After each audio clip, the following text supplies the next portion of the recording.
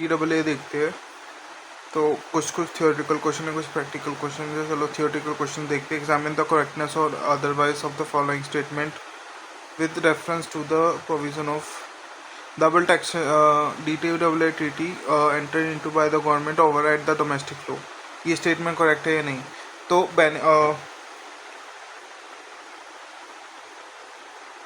तो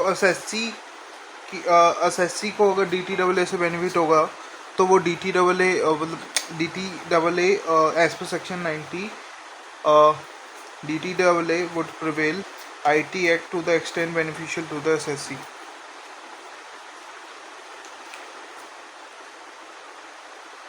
question number 2 देखते हैं। Nandini having no DTAA does not have DTAA। तो जब सेक्शन 90 के अंदर DTAA नहीं होता तो 91 लगता है, तो उसमें यूनिलेटरल रिलीफ मिलता है। तो उसकी अब यहाँ पर देखो, एक रिटायर्ड एम्प्लॉई है, man not driving, dramatic income,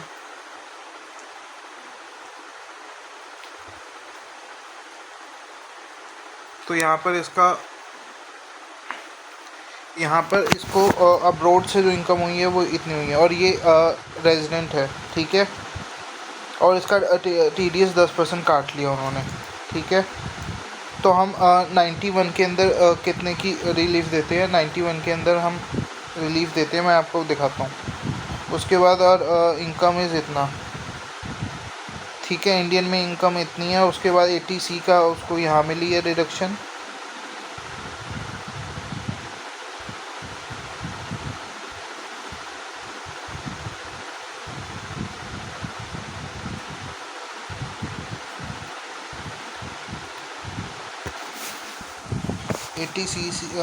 में डिडक्शन मिली है। उसके बाद उसने कंट्रीब्यूटेड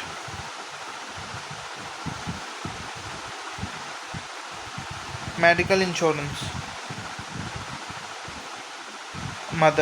मदर नॉन रेजिडेंट है, देखो सुपर सीनियर सिटीज़न है, तो अगर सीनियर सिटीज़न रेजिडेंट होती तो 50,000 रुपीज़ होता, लेकिन यहाँ पर 25,000 तक रिस्ट्रिक्ट हो जाता QQB में, 80 QQB में। ये 80C है, 80 QQB है। Who is not dependent on her, ठीक है। तो हमें सबसे पहले तो जो टोटल इनकम कैसे निकलेगी, टोटल इनकम पहले this plus this minus this निकलेगी, ठीक है।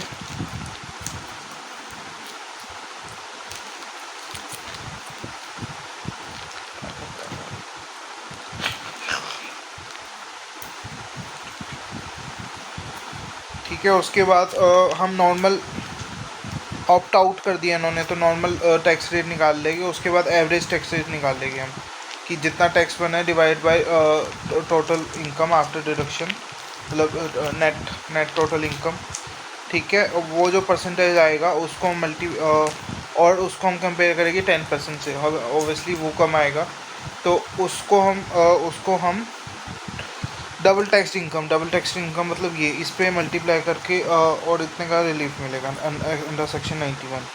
तो देख लेते हैं, इंडियन सोर्स से इनकम इतनी है, डिडक्शन इतना ये मिल रहा है इसको। अच्छा 80CC CCC में भी मिल रहा है इसको, ये मिलेगा इसको। मैंने डिडक्शन अभी ठीक से पढ़ा नहीं है, तो 80 CCC में भी मिलेगा। और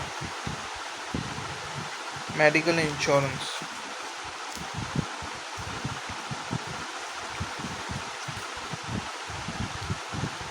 नहीं, तो 1.5 लाख तक की है ना, ठीक है ना। Contribution to the health scheme,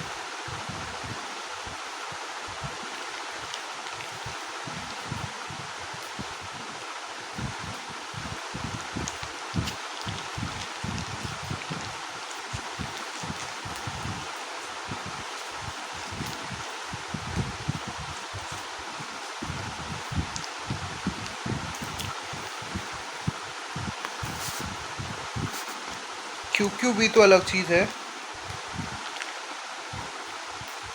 80D में आते हैं दोनों डिडक्शन, 80D में आती है दोनों डिडक्शंस। और तो वो खुद अपने लिए किया तो उसको 50,000 रुपीज़ का लेंगे, मदर के लिए उसको सिर्फ 25,000 तक का मिलेगा। तो ये सारी उन्होंने कर दी। मेरे पास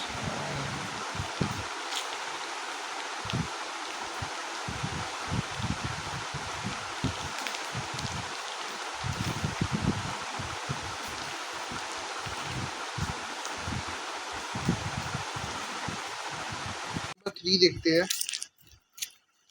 Osmosis Limited, a company incorporated having a branch in Hyderabad.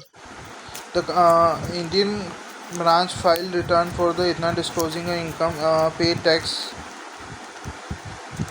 to the domestic company.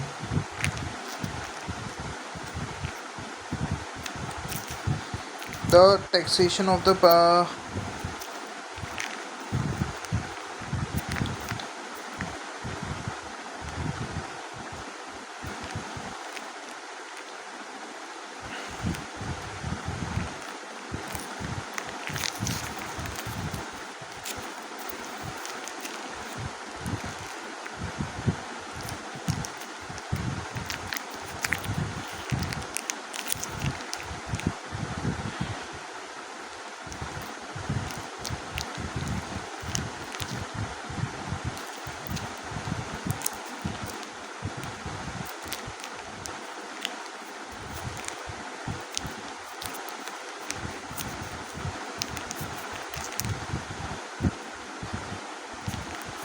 हाँ, तो ये वो कह रहा है कि फॉरेन कंपनी की DTAA के अकॉर्डिंग फॉरेन कंपनी और उसमें डिफ्रेंशिएट नहीं करेगी कि फॉरेन कंपनी से हम 35% चार्ज करते हैं और इंडियन कंपनी से 30% चार्ज करती है। तो ये DTAA अगर है तो ये मतलब ज़्यादा फेवरेबल क्यों दे रहा है? तो साफ साफ लिखा हुआ है एक्ट में कि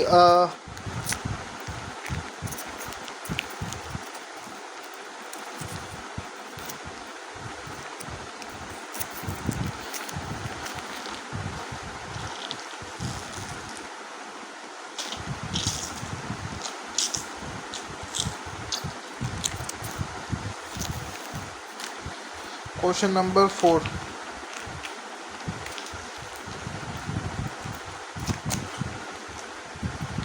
a resident individual is a musician deriving income from concert performing outside India. Tax was deducted, does not have any, कोई भी DTAA नहीं है तो 91 के अकॉर्डिंग उसको रिबेट मिलेगी। Total income in India amounting rupees इतना।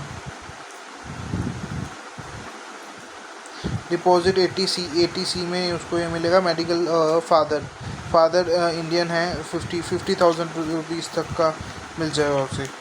80D में है ना, हाँ 80D में। और ऑप्ट आउट ऑफ कर लिया तो this plus this minus this और 50,000 रुपीज़ करेंगे। उस पर फिर हम नॉर्मल टैक्स स्लैब रेट लगा देंगे और फिर जो स्लैब रेट टैक्स आएगा उसका एवरेज रेट निकाल लेंगे और फिर हम देखेंगे कि ये हायर आ रहा है या वो हायर आ रहा है और फिर इतने इंटू एवरेज टैक्स रेट जो लोअर आ रहा है उसको मल्टीप्लाई करके उतने की रिबेट दे देंगे अंदर सेक्शन 91।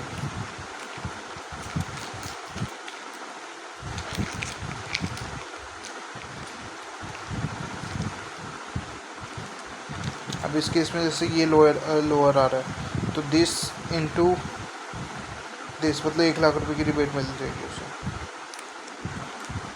और जब भी सेक्शन 91 की रिबेट देनी है तो ये 4 पॉइंट लिखने हैं।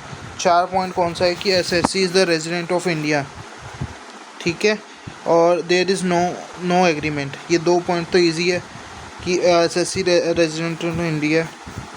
उसके बाद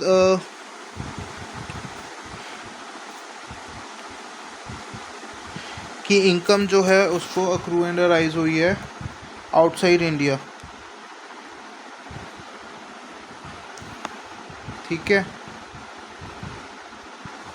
उसके बाद इनकम इज जो has been subject to the in the foreign currency in the hand of, कि 4 बातें लिखनी है कि वो इंडियन का रेजिडेंट है, उसको बाहर भी इनकम हुई है, बाहर और वो deem to be accrue and arise in India नहीं है, वो जो उसको बाहर इनकम हुई है और उसने बाहर इनकम टैक्स पे किया है, और उस जहाँ पे इनकम टैक्स पे किया वहाँ पर उस DTAA उस कंट्री के साथ हमारा DTAA नहीं है। 4 बातें लिख कर आनी है, मतलब ये दोनों पॉइंट्स को हम एक मिलाकर लिख सकते हैं कि बाहर इनकम हुई है और इंडिया में इनकम नहीं हुई, इसका मतलब ये है, ठीक है ना। तो ये 4 बातें लिखनी है जब भी हमने सेक्शन 91 लिखना। उसके बाद क्वेश्चन नंबर 50 देखते हैं।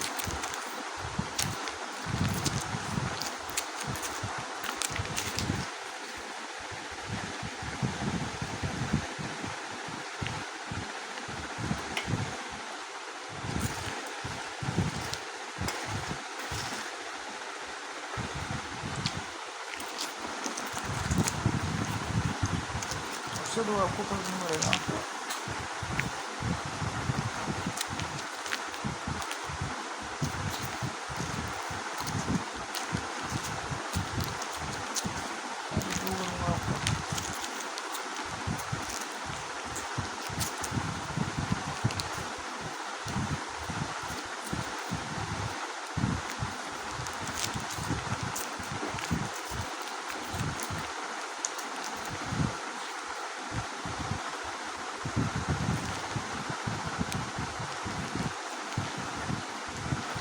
Following are the particulars of income tax earned by resident Indian age इतना,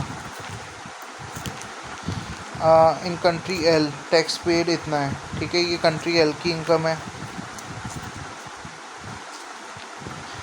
ये इंडियन इनकम है, ठीक है। लाइफ इंश्योरेंस उसने 80C का मिल जाएगा, medical insurance for his father 80D का मिल जाएगा और 50,000 तक का ही मिलेगा, ठीक है। पेड थ्रू क्रेडिट कार्ड, ठीक है, अदर देन कैश होना चाहिए, पेड मिल जाएगा। उसके बाद देयर इज़ नो DTAA, तो सिंपल सा वही होगा, दिस प्लस दिस माइनस 50,000 कर देंगे, उस पर हम टैक्स निकाल लेंगे और फिर कंपेयर करेगी इस टैक्स को उस टैक्स से, जो भी लोअर होगा उस उतने का मल्टीप्लाई करेगी इससे, और फिर हम वो 4 स्टेटमेंट लिख देंगे, उतने का रिबेट मिल जाएगा अंदर section 91।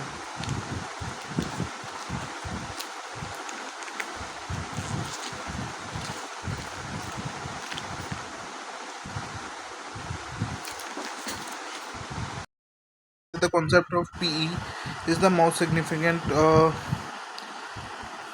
when the transaction are go on by DTAA। तो इसमें वो समझाना है कि एज पर सेक्शन 91 सब क्लोज 1, और उसमें अगर किसी कंपनी का PE अगर किसी कंट्री के साथ अगर DTAA साइन हो तो PE बहुत मैटर करता है। PE से अगर PE ही हो तो टैक्सेबल होता है, deem to be accrue and arise in India होता है, नहीं तो नहीं होता।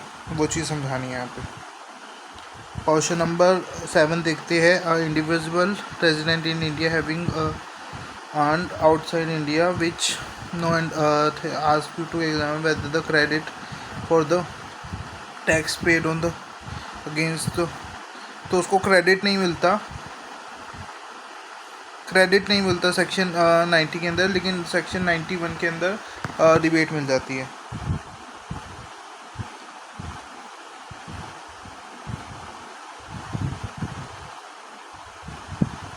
उसके बाद सेक्शन क्वेश्चन नंबर 8 देखते हैं। The income tax provide for taxation of certain the double taxation for taxation in such company of such in the country of residence।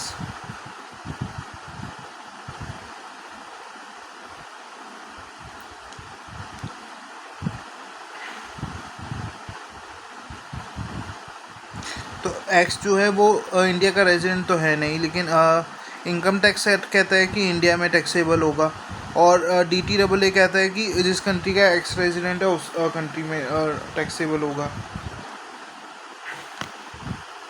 तो SSC के लिए जो बेनिफिशियल है वो होगा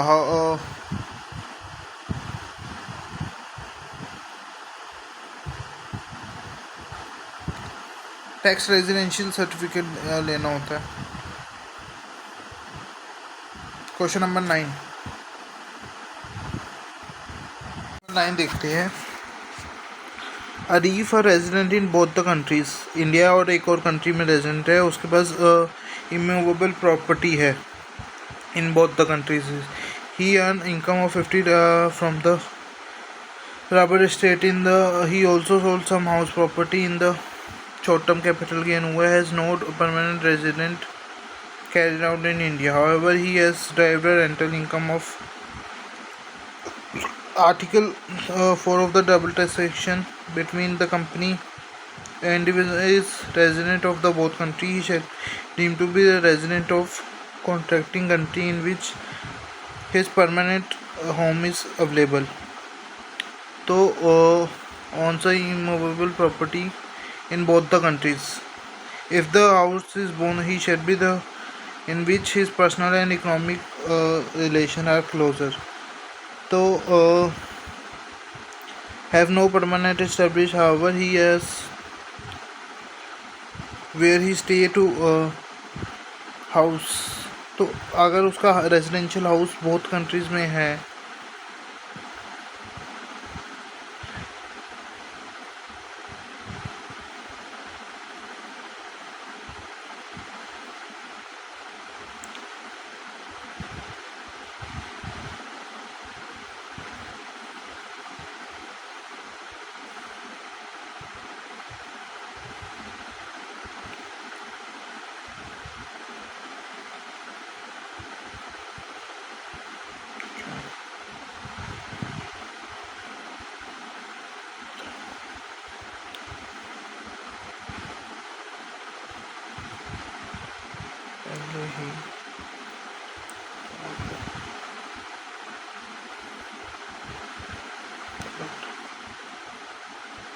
इस पे होगा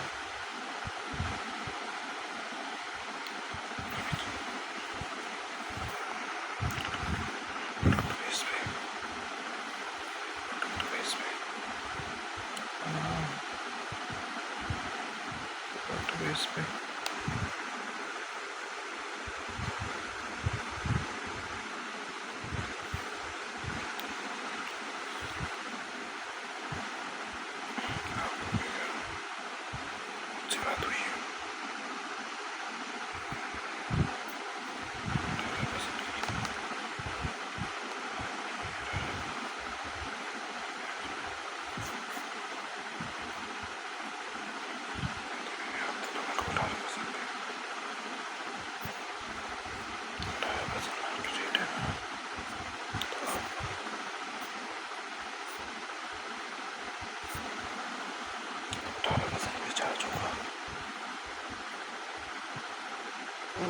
तो एम्प्लॉय डीम्ड कैसे होगा, ये नॉर्मल किसी से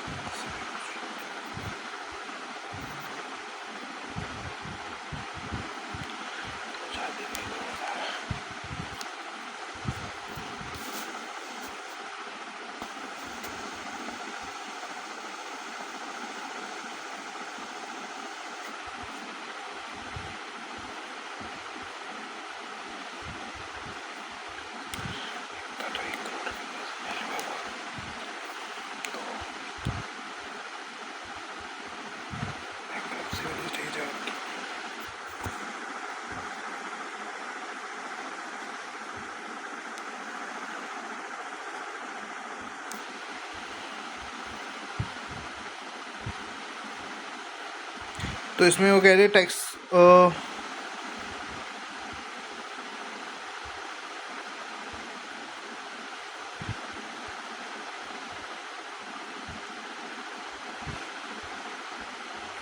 टैक्स रेजिडेंसी सर्टिफिकेट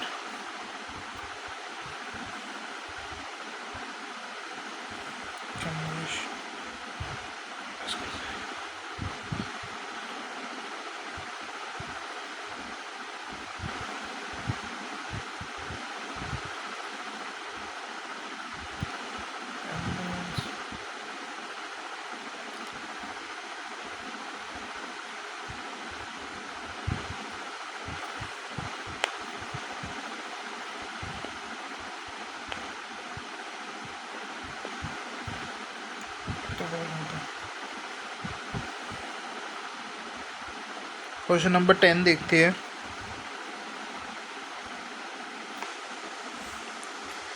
अ, कोई भी DTAA नहीं है तो मतलब रिबेट अंदर सेक्शन मिलेगी। Income from profession carry out in India, agriculture India, dividend income.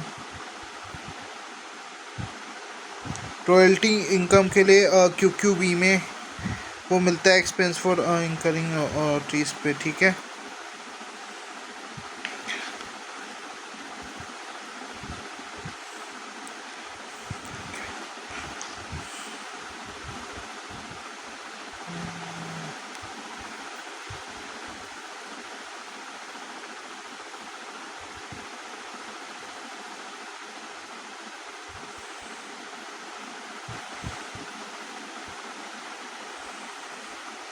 तो अब हमें सबसे पहले तो इसमें जब हम निकालेंगे तो सबसे पहले तो ये सारा सारा कुछ करके हम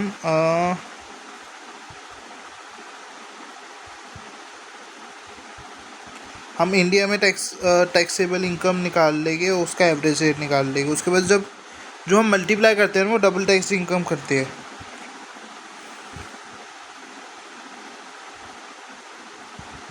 तो इंडिया में जैसे हाउस प्रॉपर्टी, कंट्री वाई में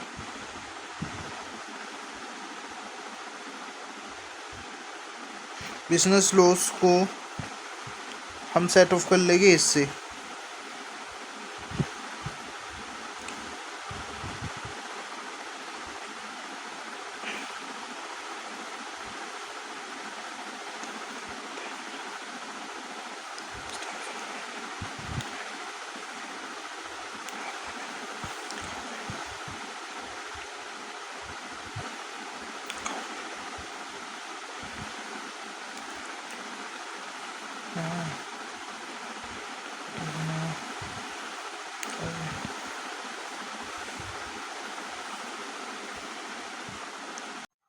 सो गैस इस वीडियो में हम क्वेश्चन नंबर 10 देखते हैं। क्वेश्चन नंबर 10 में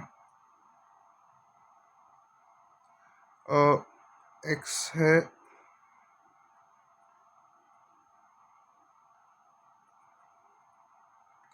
जो मिस्टर कमलेश है ये इंडिया के रेजिडेंट है, और हाँ ये मिस्टर कमलेश इंडिया के रेजिडेंट है, और कंट्री एक्स और वाई से भी इनकी इनकम आ रही है। कंट्री एक्स और वाई के साथ हमारा कोई DTAA नहीं है, तो सेक्शन 91 लगेगा। अब इनकी इनकम के बारे में देख लेते हैं एक बार। इनकम इंडिया से इतनी है, इंडिया से PGBP की इनकम इतनी है, ये अदर सोर्स की इनकम हो गई। उसके बाद एक्सपेंस ऑफ रॉयल्टी, नहीं ये कंट्री वाई से है। कंट्री एक्स से ये है एग्रीकल्चर इनकम जो टैक्सेबल होगी, और ये इस पे QQB पे 3 लाख का डिडक्शन भी मिल जाएगा। उसके बाद बिजनेस लॉस है, उसके बाद रेंट है, और ये कंट्री वाई से है। तो सबसे ज़्यादा कंट्री वाई का ही दिख रहा है मेरे को। तो कंट्री वाई से लॉस भी है, तो कंट्री वाई का जो PGBP लॉस है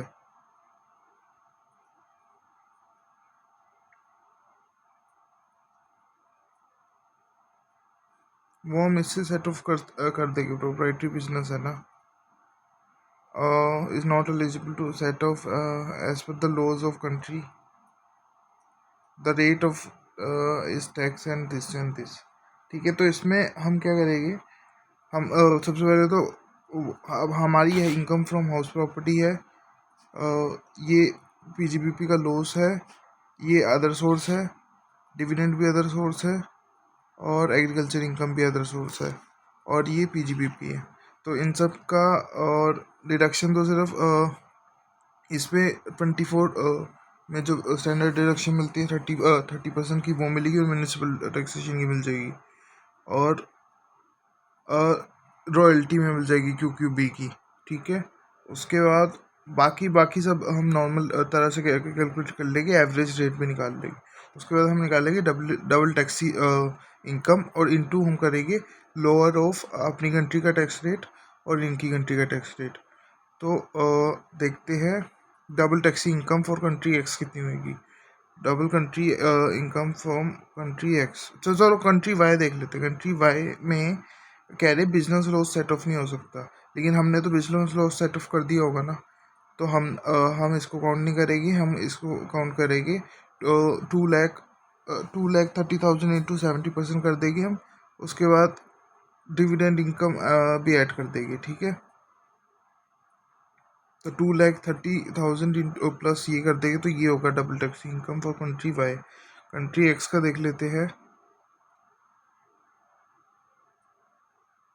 कंट्री एक्स में एग्रीकल्चर इनकम है ये, तो ये एक टैक्सेबल होगा 50,000।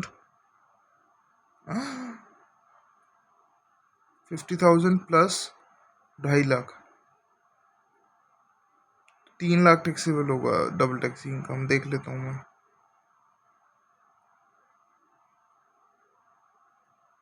बिंग लोअर ऑफ इतना एंड इतना, ये तो कंट्री एक्स का था। चोर है चोर।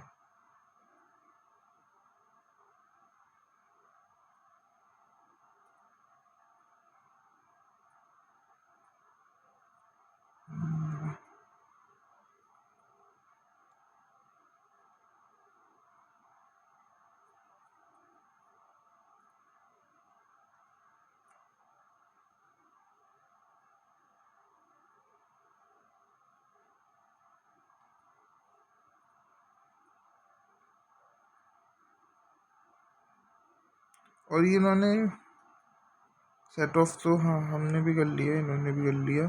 हमने जो सेट ऑफ किया होगा,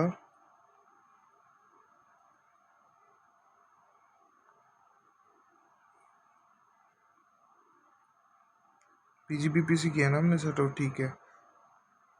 और इनके इनके टैक्स लॉ में है कि किसी और इनकम से टैक्स लेंगे। हमने तो सेट ऑफ कर लिया ना, तो हम माइनस ही करेंगे, ठीक है। तो अच्छा क्वेश्चन था ये। क्वेश्चन नंबर 11 देखते हैं। अनिल जितना है resident of resident universe furnish the following income. Country and से भी उसकी इनकम है, does not have any tax, वो डी टी डबल ए नहीं है।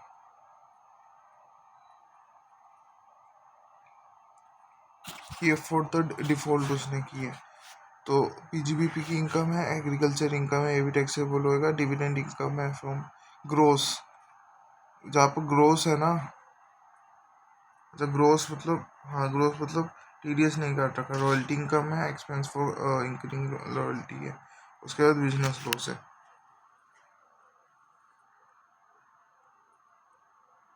Domestic tax laws of the country does not permit set off loss against any liability.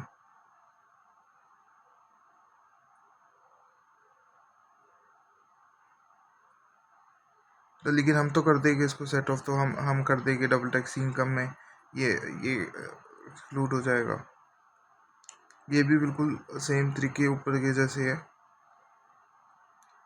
Expense incurring for, ये मतलब सारी की सारी इनकम अदर वो दूसरी वाली कंट्री से है ना, और ये माइनस हो जाएगा। ये उनकी कंट्री में वो क्या वो डिडक्शन नहीं मिलती, सेट ऑफ नहीं होता, हमारी कंट्री में होता है। तो हमारी कंट्री में तो इसको इसको डिडक्ट करके ही अगर टैक्स लगाया होगा ना, तो डबल टैक्स इनकम में डिडक्ट होएगा।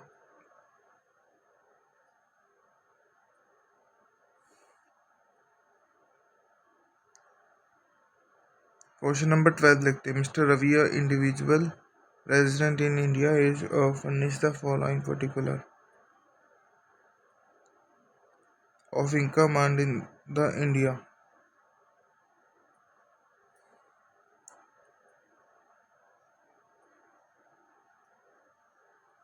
Foreign country S&T of the previous for the previous year 25-26.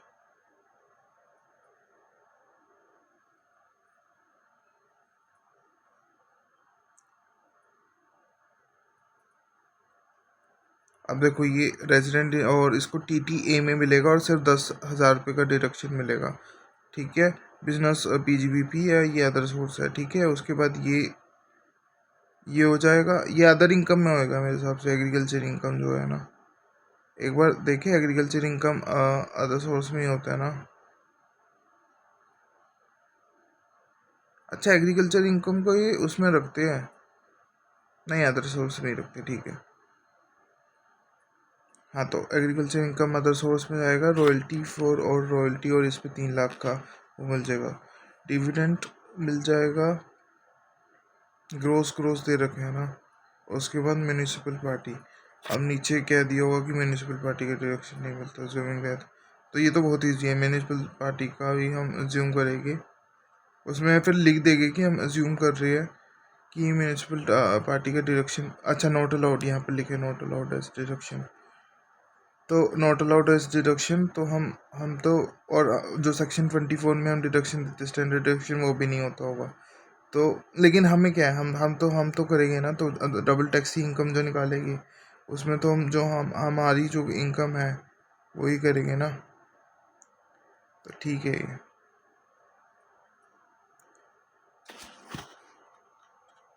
Double taxi section जितने भी सेक्शन 91 वाले वो होते हैं ना, इसमें हम डबल टैक्स इनकम निकालते हैं, इंटू करते हैं लोअर ऑफ दूसरी कंट्री का टैक्स रेट और हमारी कंट्री का tax rate.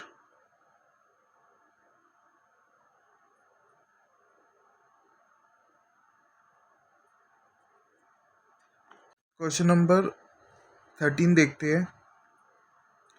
Examine the tax consequence for FTS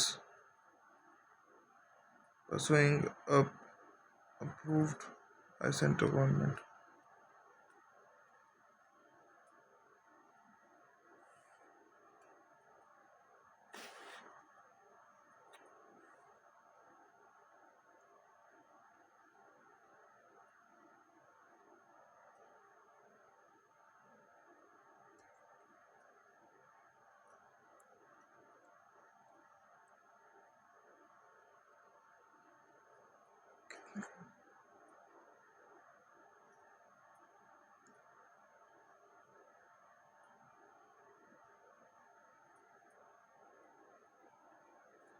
Agreement approved by central government. India has no double DTAA with the country.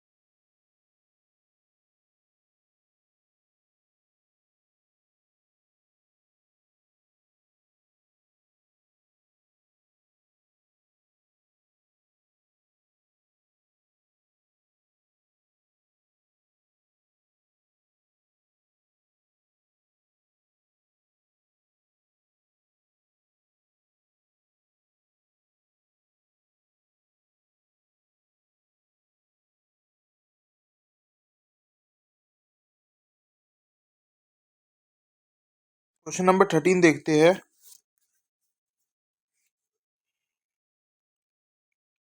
तो इसमें इस क्वेश्चन में बहुत अच्छा क्वेश्चन है, इसमें बहुत सारे प्रोविजंस यूज हो रही है। तो सबसे पहले है कि एफ टी एस से हमें क्या क्या याद आता है। FTS से एक हमें याद आता है 115A, और एक हमें FTS से सबसे पहले तो हमें याद आना चाहिए सेक्शन 9 का 1 क्लोज, उसका 7th प्रोविजन था, है ना। 7th प्रोविजन था, उसमें वो कहता है कि फीस फॉर टेक्निकल सर्विसेज अगर हमें गवर्नमेंट से मिली है, रेजिडेंट से मिली है, नॉन रेजिडेंट से किसी भी मिली है वो, और deem to be accrue and arise in India होगी, ठीक है। तो ये गवर्नमेंट से मिल सेंट्रल गवर्नमेंट से मिली है तो deem to accrue and arise in India होगी, ठीक है। तो इंडिया में टैक्स लगेगा। अब DTAA नहीं है तो सेक्शन 115A लगेगा। सेक्शन 115A में कहते हैं कि गवर्नमेंट के साथ अप्रूव कॉन्ट्रैक्टर 20% मिलेगा, और अप्रूव कॉन्ट्रैक्ट नहीं है तो 35% मिलेगा,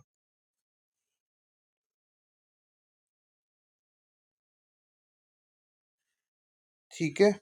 तो ये अप्रूव्ड बाय गवर्नमेंट है तो 20% मिलेगा, ठीक है। अब ये कहता है, अब डी टी डबल ए की साइन है, तो D T double A sign तो 90 क्लोज 90 का एक प्रोविजन है कि डी टी डबल ए और rate specified in the income tax act for the N R, जो भी बेनिफिशियल है for the S S C वो एप्लीकेबल होगी। तो इस केस में 5% और 20%, विच एवर इज बेनिफिशियल, तो 20% इज बेनिफिशियल है, और उसमें 25% इज द बेनिफिशियल है, ठीक है। उसके बाद वो लास्ट में एक और ट्विस्ट डाल देते हैं, वो कहते हैं कि फीस फॉर टेक्निक, अगर चेंज इन प्लेस, अगर उसका फिक्स प्लेस है, अगर उसका फिक्स प्लेस अब पी ही है उसका इंडिया में, और वहां से वो रेंटर करता है, तो हमने 115 ए वर्सेस वो पढ़ा था, सेक्शन 44 AD, सेक्शन 44 AD। तो सेक्शन 44 AD एप्लीकेबल हो जाएगा, उसमें उसको कंप्यूटर एज पर एक जो पीजीबीपी के प्रोविजंस लगते हैं एज पर इनकम टैक्स वही लगेंगे, और अलाउंसेस की डायरेक्शन नहीं मिलेगी।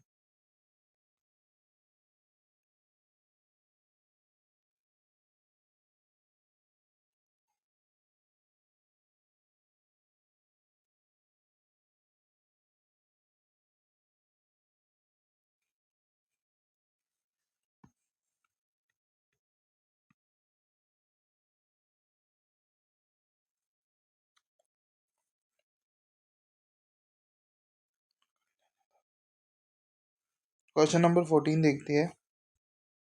Madhav, a resident, has derived his income from Nation Cube, which has no DTAA in existence. ठीक है, DTAA नहीं है तो सेक्शन 91 याद आना चाहिए। इनकम चार्जेबल फ्लैट रेट पे इतना है। माधव हैज ड्राइव्ड इतने income and share of partnership from इतना is not exam for state the can claim double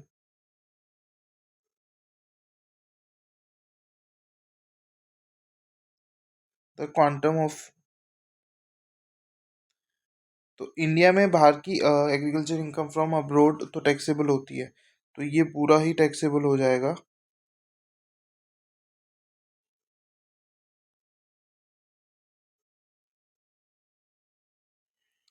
तो डबल टैक्स इनकम यही आएगी, और 32 लैक्स आएगी, और लोअर ऑफ रेट 18% हो जाएगा, तो 32 लैक्स इंटू 18% हो जाएगा।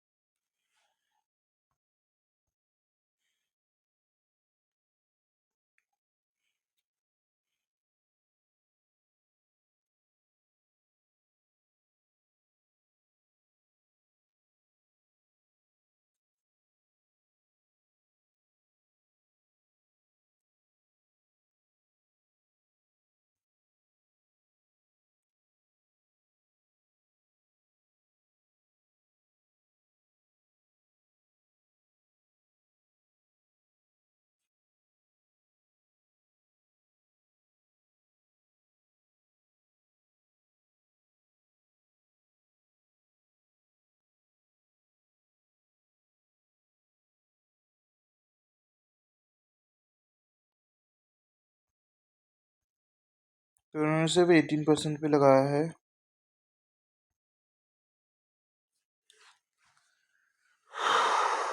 Share of not exempt in the, आप बोल रहे हैं।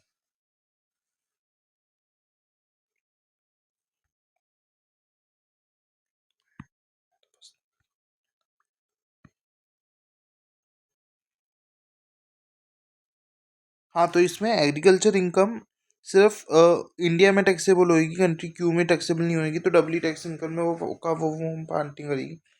ये दोनों का दोनों की इनकम में आएगी, इसलिए चार्जेबल टू टैक्स होएगा। क्वेश्चन नंबर 15 देखते हैं। श्याम जो है, जिसकी एज 47 ईयर्स है। सोल प्रोप्राइटर है उसका, नोएडा में, ठीक है। शेयर ऑफ पार्टनरशिप फर्म इतना है।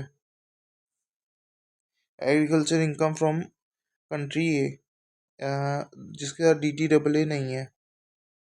टैक्स डिडक्टेड इतना है, चलो इन्होंने ये बता दिया। चलो ये भी PGBP, ये भी अदर इनकम में टैक्सेबल होगी।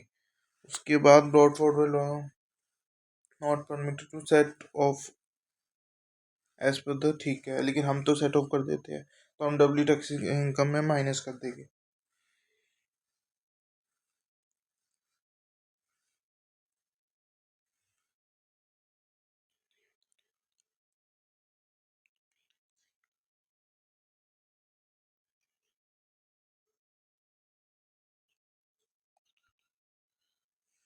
PPF, medical insurance premium paid,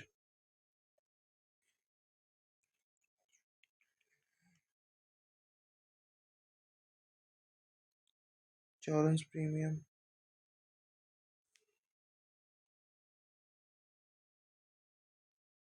charm deposited इतना इन PPF, medical insurance bye account पे ही चेक, ये 25% तक का मिलता है। तुम of mother who is the resident, ठीक है, तो ये 50,000 तक का मिलता है। यहाँ स्टार बना हुआ है लेकिन स्टार कोई डिस्क्राइब नहीं कर रखा।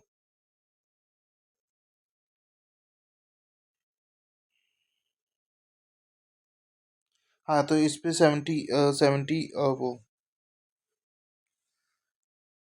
75% का स्टैंडर्ड डिडक्शन वो मिलती है ना।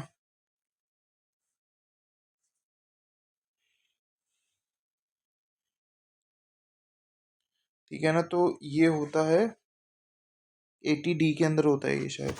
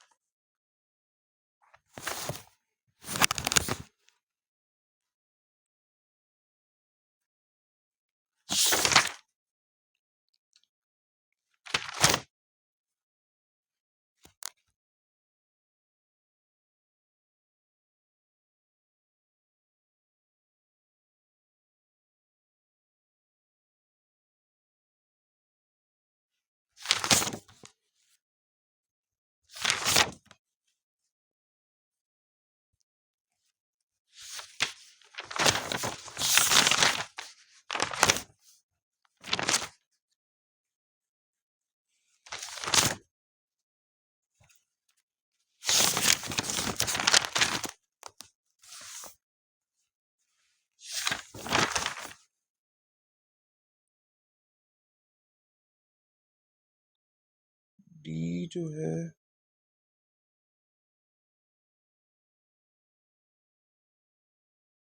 ये डी में मिलेगा, और ये जो 75% की जो मैं कह रहा हूँ स्टैंडर्ड डिडक्शन मिलती है,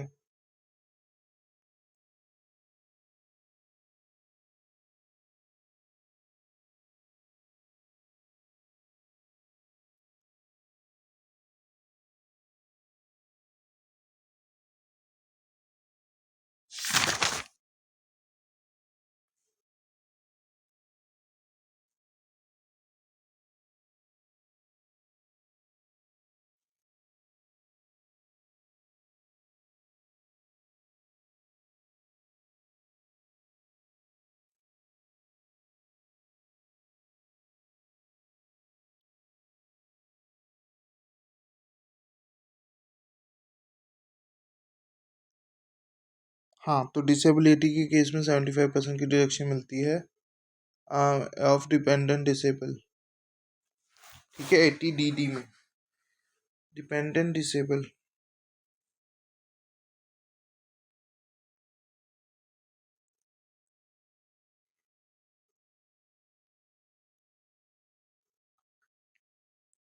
DD में ले लेगा, यहाँ पर DD में भी इसको डिडक्शन मिलेगी।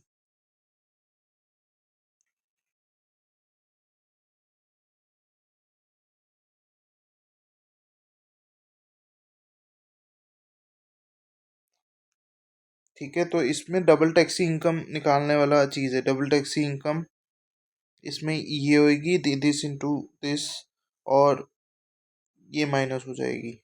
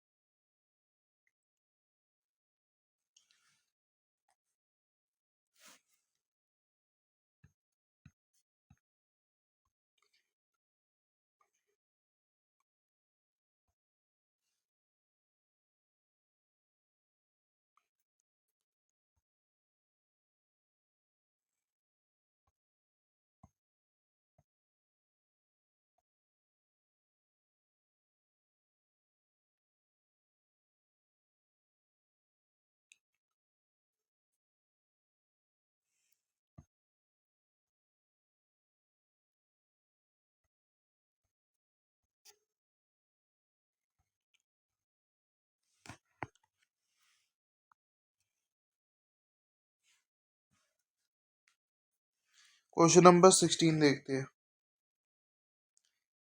हरी जो रेजिडेंट है, एज 42 ईयर्स है, जिनकी salary receive the following component of salary.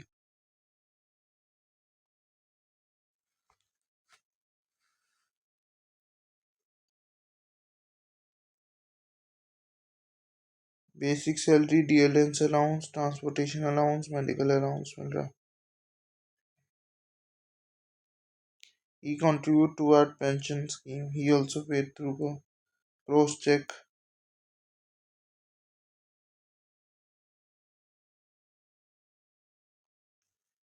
तो यहाँ पर इसको 50,000 रुपीज़ का मिल जाएगा, यहाँ पर 18,000 का मिल जाएगा। लमसम किया ना इसने, 40,000 का ही मिलेगा इसे।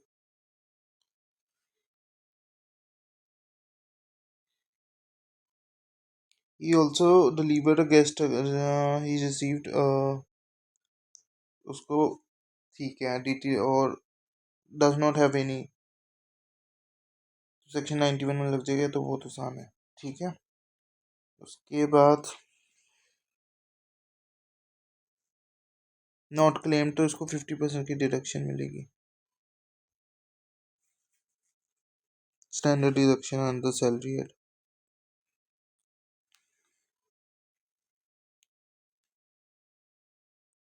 ये जो 80C में मिलेगा, ये पूरा का पूरा मेरे को लग रहा है 80C में मिलेगा, 80D में नहीं मिलेगा, 80C में मिलेगा।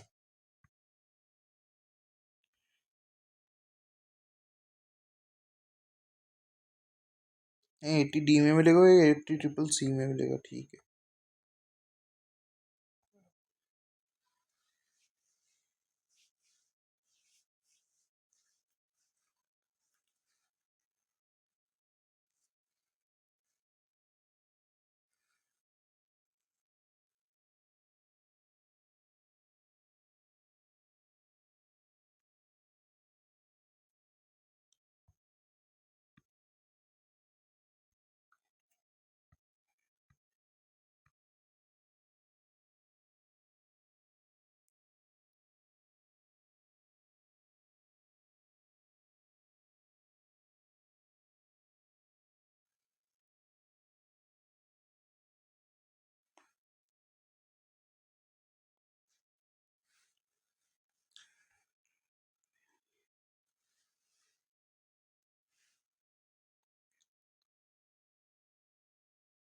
क्वेश्चन नंबर 17 देखते हैं। A citizen of India resident in both India and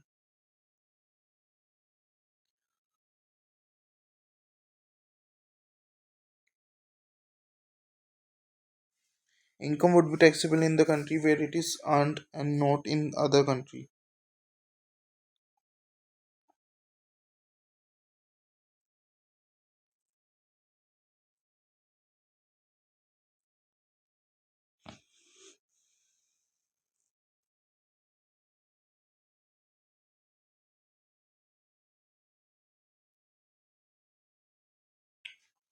यहाँ पर 25 तक रह जाएगा ये 80D में।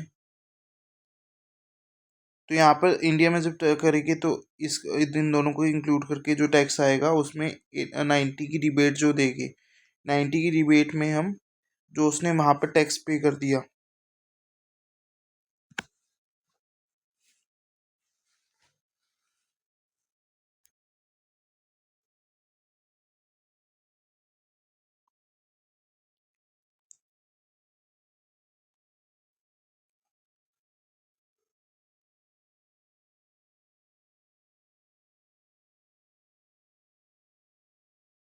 जो जिस जो रेट आया है इसमें लोअर रेट नहीं देखते इंटू हम बाहर की इनकम।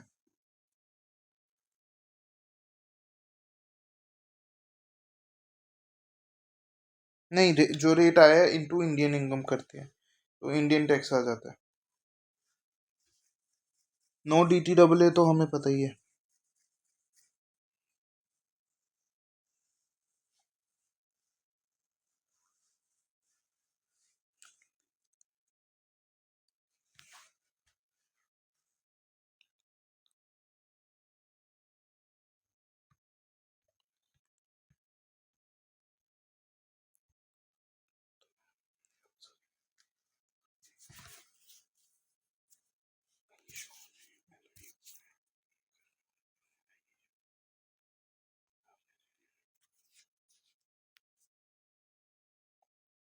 क्वेश्चन नंबर 18 देखते हैं।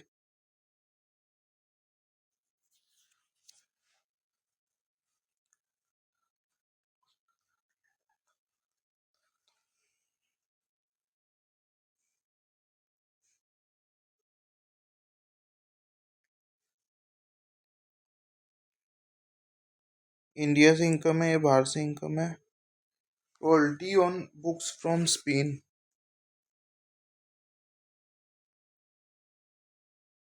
इनकम फ्रॉम अदर सोर्स ये हैज इनकर्ड एक्सपेंडिचर इतने ऑन अर्निंग ऑफ रॉयल्टी इतना।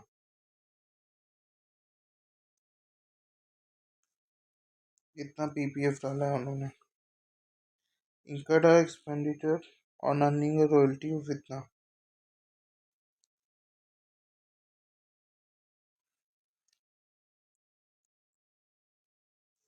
यहाँ पर 80 QQB में डिडक्शन मिलेगी, यहाँ पर 80C में डिडक्शन मिलेगी।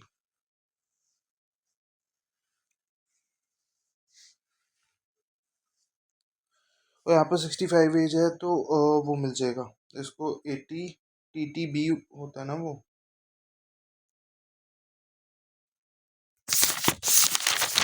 80 TTB ना,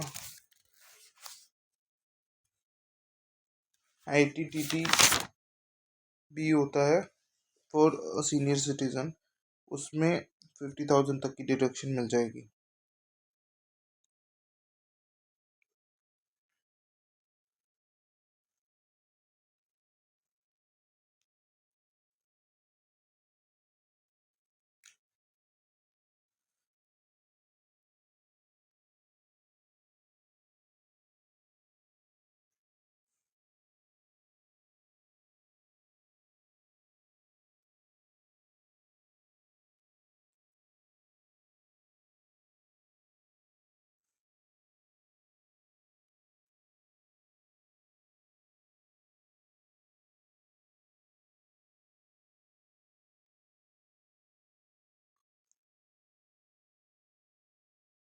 रॉयल्टी इनकम अगर इंडिया में रिसीव हुई है लेकिन अगले साल रिसीव हुई है इंडिया में,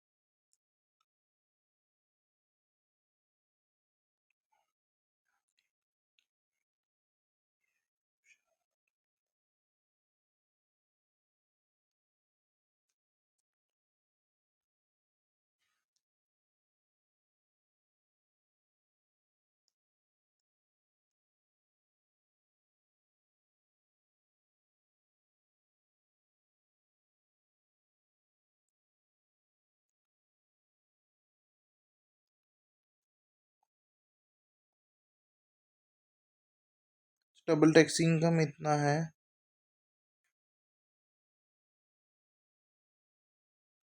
सिर्फ इसको हमने डबल टैक्स इनकम कंसीडर किया है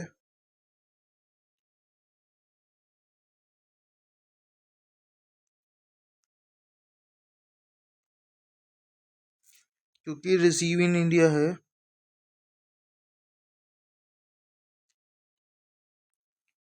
तो deem to be accrue and arise in India होगा, यहाँ पर कहीं पे भी लिखा नहीं है ये।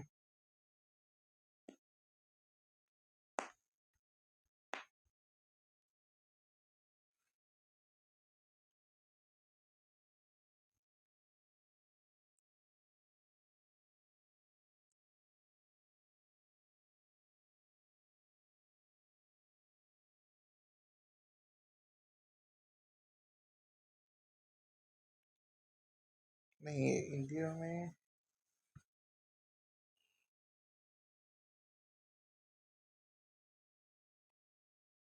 स्पेन की है, नाइजीरिया में, लेकिन जो इंडिया में रिसीव हुआ है ये अगले साल रिसीव हुआ ना ये। इस साल देखे तो ये इन्होंने कंफ्यूजन करने के लिए लिख दिया कि रिसीव इन इंडिया और अगले साल रिसीव हुआ है, तो अगले साल देखेंगे।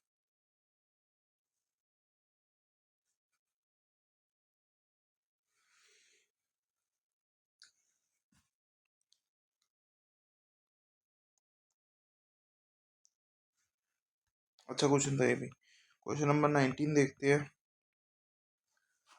Mister Navina Indian a resident in India, age 52 years, earned a royalty income of 15 lakh for writing articles, journal, newspaper. In however, he received only during the and the balance outstanding. He maintained cash system of accounting for royalty income.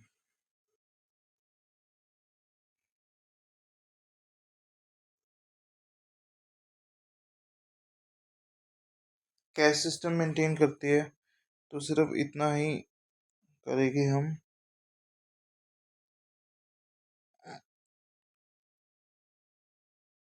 Gross इतना है, DT double है।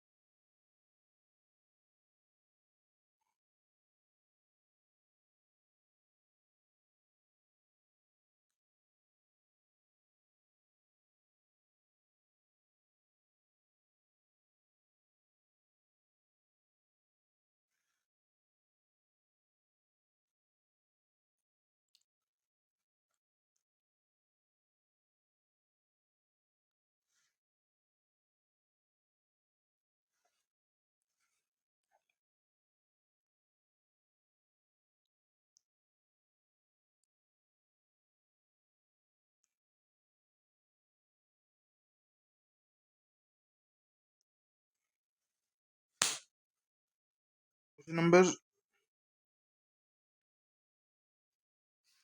19 पे थे। नवीन एक Indian citizen है, उसकी royalty income है इतनी, कैश बेसिस पे बना रही है तो इतना रुपीज़ उसकी इनकम होगी। उसने कनाडा में रेंट पे किया, ये रेंट कनाडा से आया है। DTAA कहता है कि इंडिया और कनाडा में 15% टैक्स लगेगा विदाउट ये। अब ये थोड़ा अलग टाइप का DTAA है, इसमें मैं बताता हूँ क्या होगा। Further receive dividend of Indian company, education loan, he took education loan. ठीक है, एजुकेशन लोन पे इसको ये मिलेगा, इंटरेस्ट पे मिलता है ना खाली। एक बार देख लेता हूँ। एजुकेशन 80E में मिलता है मेरे हिसाब से, 80E में सिर्फ हाँ वो मिलता है। और हाँ एक और बात है, QQB में सिर्फ बुक्स बुक्स पे अगर रॉयल्टी होती है तभी डिडक्शन मिलती है, तो यहाँ पर न्यूज़पेपर और इसमें डिडक्शन है तो रॉयल्टी नहीं मिलेगी। एक और बात है, अच्छा बहुत अच्छा क्वेश्चन है ये। इसमें है, इसमें है और इसमें है। He took a education loan from bank from his son.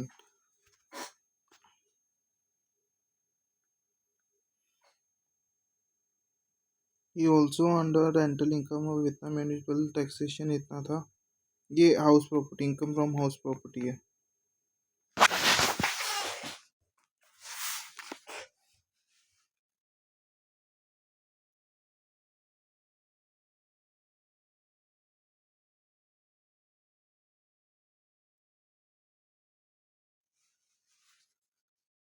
And the balance outstanding maintain the cash system.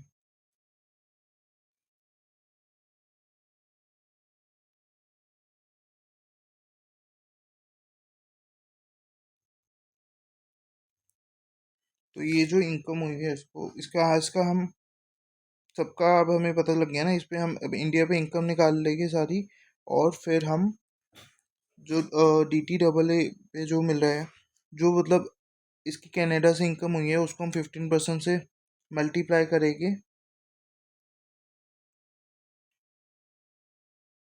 और फिर उन्होंने क्या कर रखा है, जो पेबल इन इंडिया है,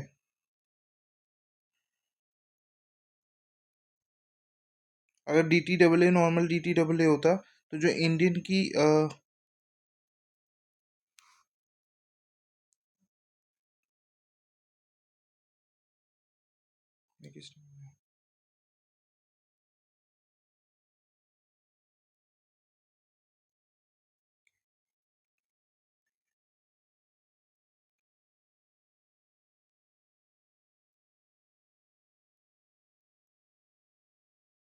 मतलब इंडियन टैक्स रेट और ये दोनों दोनों में से कौन सा बेनिफिशियल है? 15% ही बेनिफिशियल है ना, तो उसको इतने का रिलीफ मिलेगा। और इन्होंने यहाँ पर 91 के अकॉर्डिंग कर दिया। अगर 15 के अकॉर्डिंग भी करते तब भी ठीक होता। 15% ऑफ जो उसकी इनकम आई है वही मल्टीप्लाई कर देते तो ठीक होता। क्वेश्चन नंबर 20 देखते हैं। एक इंडियन सिटीजन है, settled in country Y, but once a return back to India under property of इतना, कंट्री वाई में प्रॉपर्टी एलिजिबल फॉर डिडक्शन। ठीक है, ये उसने जो टैक्स पे किया है, ठीक है, हिज इनकम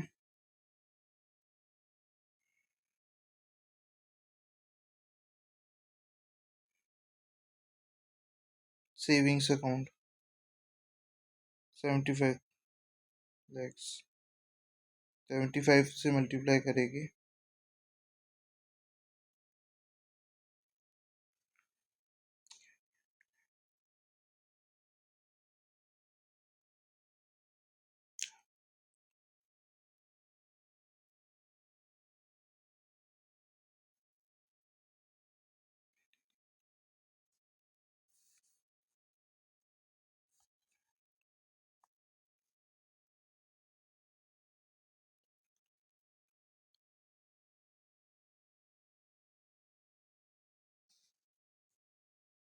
पहले तो उसका रेजिडेंशियल स्टेटस निकालेंगे हम।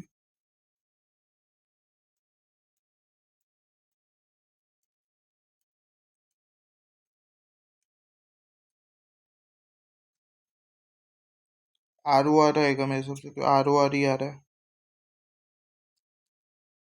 ठीक है, उसके बाद टोटल इनकम निकालेंगे इसकी।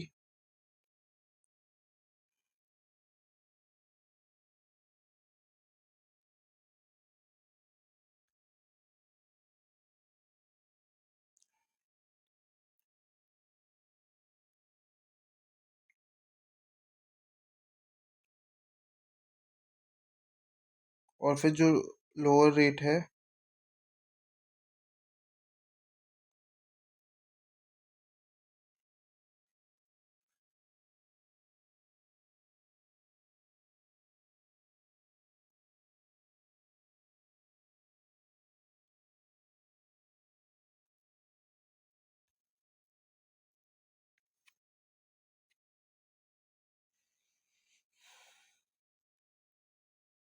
उस पर मल्टीप्लाई कर देगी।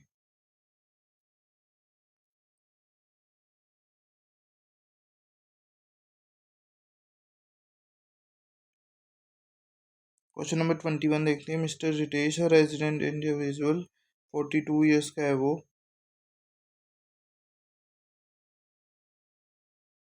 सेकंड ऊपर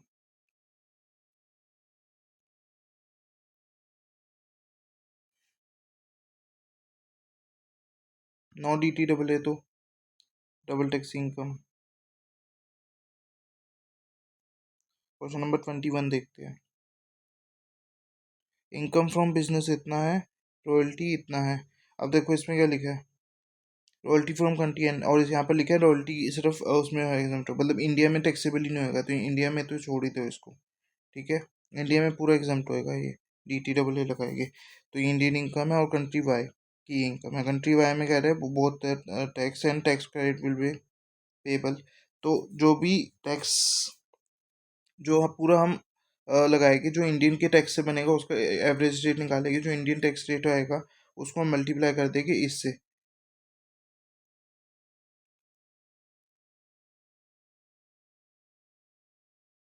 credit, tax credit will be available in the, हाँ तो टैक्स क्रेडिट कितना मिलेगा, टैक्स क्रेडिट मिलेगा जितना जितना इंडिया में एवरेज, एवरेज इंडिया का रेट इनटू ये वाली इनकम और लोअर और ये वाला।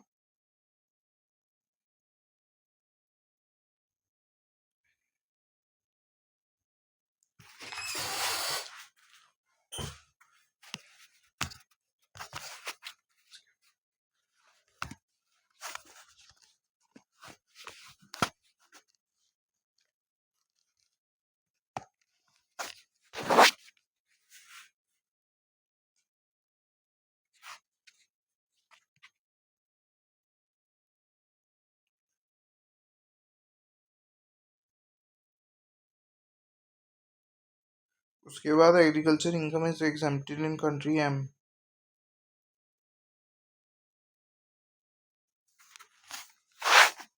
India does not have a DTAA with country M, is exempted in country M.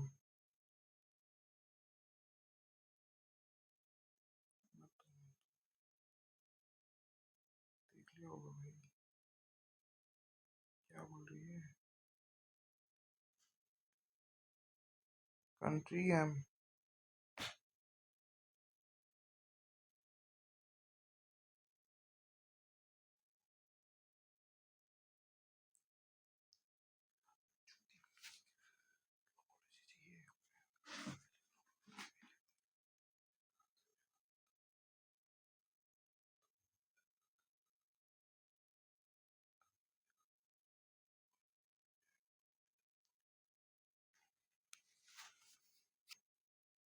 Agriculture income is exempted in country M. हाँ तो ये डबल टैक्सिंग अगर वहाँ पर एग्जम्प्टेड है तो ये डबल टैक्सिंग इनकम आएगी नहीं, तो ये भी मतलब ज़ीरो पर आ जाएगी ना, तो सिर्फ 90 सेक्शन 90 में डिडक्शन मिलेगी ये वाली। और इसमें कौन सी डिडक्शन मिलेगी, क्रेडिट मिलेगा। क्रेडिट मतलब क्रेडिट किसका मिलेगा, एवरेज जो रेट है इनटू इंडिया का रेट, और जो उसने वहाँ पे किया, दोनों में से जो भी लोअर होगा। एवरेज रेट इनटू ये है तो ये है, और वहाँ पे उसने ये पे किया है। अब वहाँ पे जो पे किया है वो किस रेट से मल्टीप्लाई होगा, वहाँ पे जिस जैसे उसने पे किया है इस रेट से।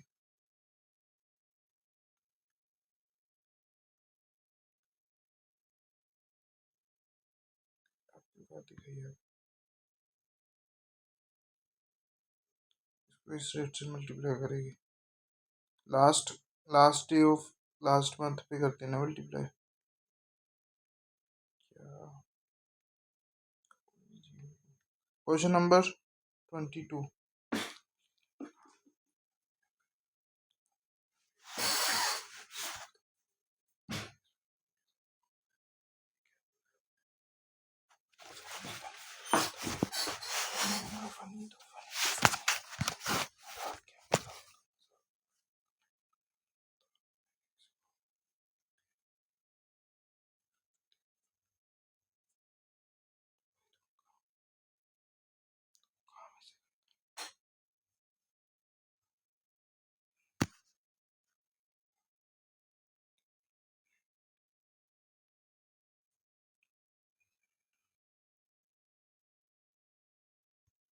पहले इसका रेजिडेंशियल स्टेटस निकालेगी।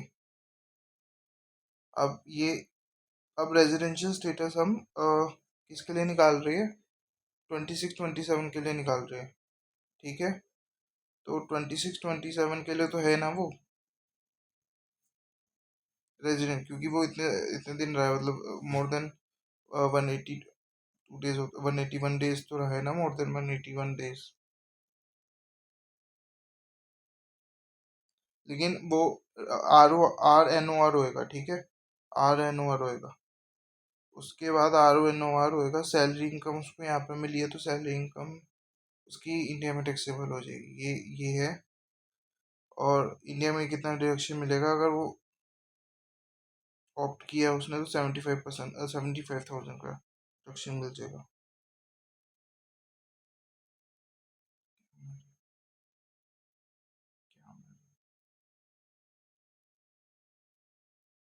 उसके बाद एफडी यूएस में कराई थी और यूएस में मिली, तो RNOR में के लिए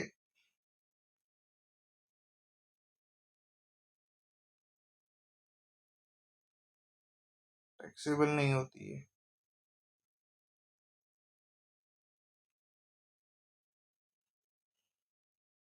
credit are federal income tax imposed by internal revenue।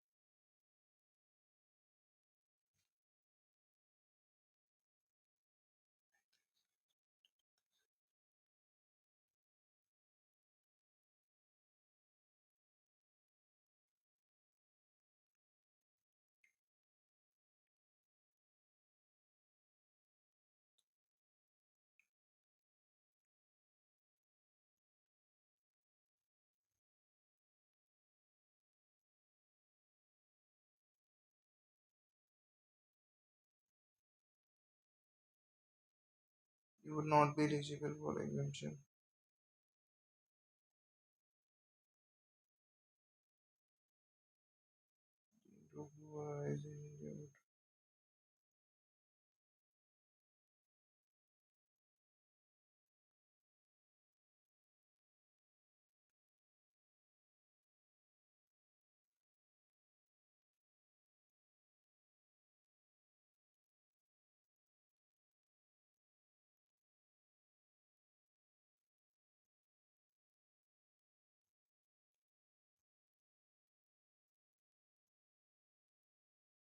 Federal income tax.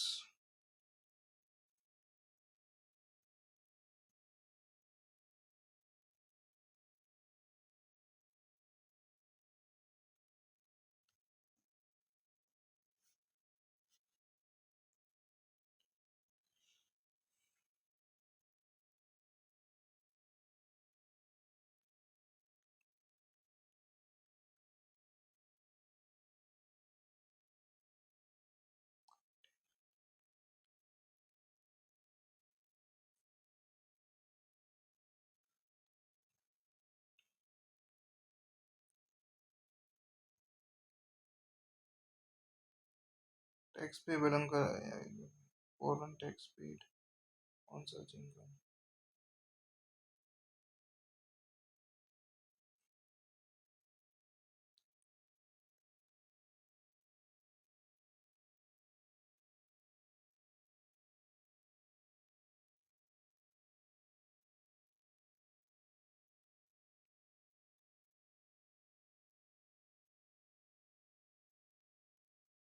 FTS would be कितना?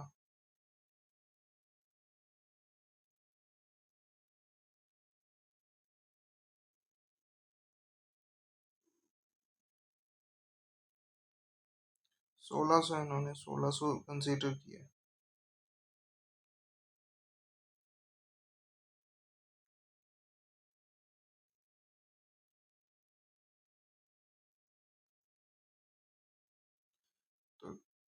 जो क्रेडिट मिलेगा वो लोअर होगा foreign tax paid. Foreign tax paid इन्होंने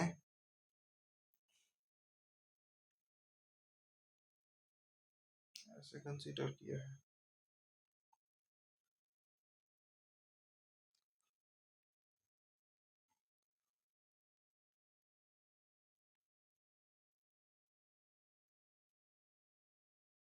फॉरेन टैक्स पेड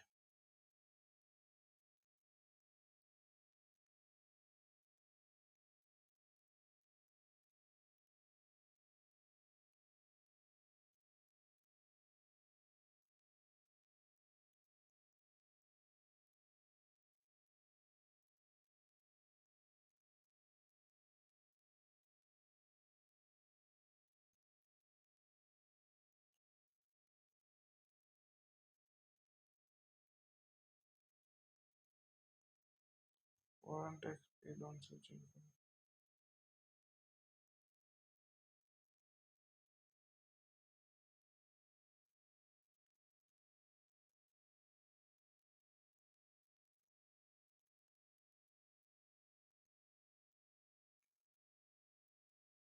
बताइए वो क्या है, मैंने बोला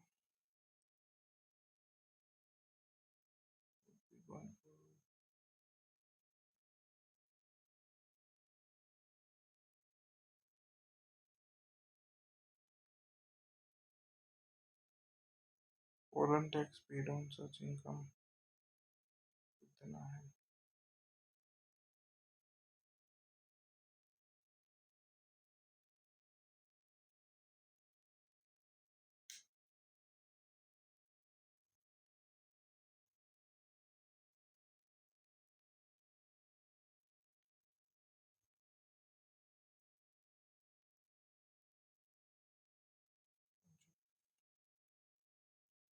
तो मैं तो कभी नहीं मिला।